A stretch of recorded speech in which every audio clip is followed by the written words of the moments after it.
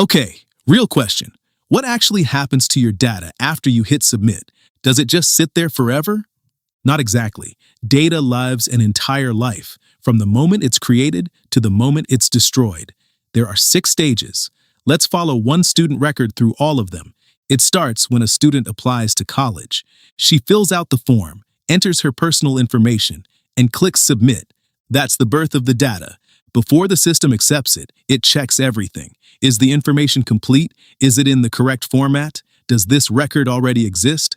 Think of it like a bouncer checking your ID before letting you inside. Once it passes, the data gets labeled. This is personal information. This part is sensitive. Only certain people can access it. Keep it for 7 years. Those labels follow the record throughout its entire life. Next, the data moves into storage. It's placed inside a database where it has a specific location. Think library, not junk drawer. Before it's stored, encryption turns it into unreadable text. If someone steals the disk, all they get is gibberish. No encryption key, no story. Protected copies are also stored in another location. That way, one failed server or damaged building can't erase the student's entire record. Now the data is ready to be used. But who gets to see it?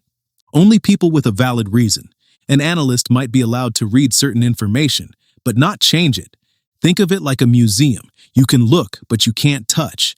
Every time someone accesses the record, the system logs who they are, what they viewed, and when they viewed it. The analyst runs one query using 1,500 student records.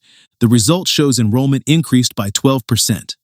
The insight comes out. The individual records stay protected. Eventually, some of the data may need to be shared.